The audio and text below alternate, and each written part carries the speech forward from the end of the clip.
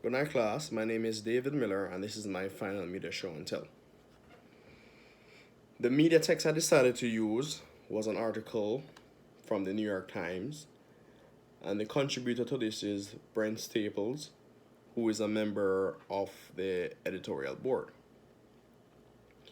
The article is entitled "A Racist Trope That Won't Die." The article starts off talking about Roseanne Barr, who made a racist remark about Valerie Jarrett, who is an African American woman that served as an advisor to President Obama. She basically compared her to an ape, or was stating that she was the offspring of an ape. This created a lot of outcry from people, and ABC ended up canceling the show that was about to be resurrected. So we're seeing that even in today's modern day society, racism, discrimination, and prejudice is still prevalent. It is still an ugly social monster that keeps on resurfacing itself. So the article basically speaks about how society perceives African Americans, especially black men. Black men are often perceived as being strong or fearsome.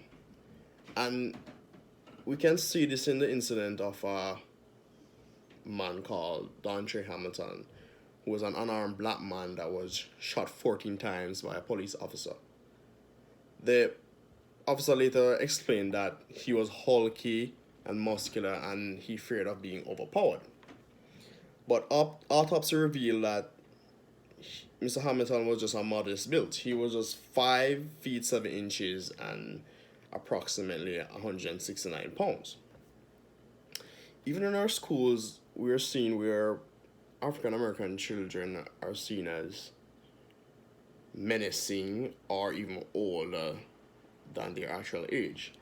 And this presumption is often a threat to how the continuous cycle of how black people are perceived. So the article just basically presents an insight on this social phenomenon that is still prevalent in our society. So, how is this relevant to any concepts taught in the whole class or previous classes of mass communication? Uh, we're seeing a new trend where citizen journalism has become a system where people provide feedback or present situations that are taking place in their society. Countless times we have seen YouTube videos or videos on social media platforms that have gone viral, which depicts black people being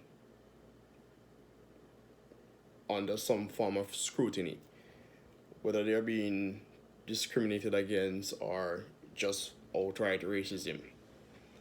One of the one of the incidents I remember was one that the professor shared with a white woman that called the cops on a black family that was having a picnic in the park. So we're seeing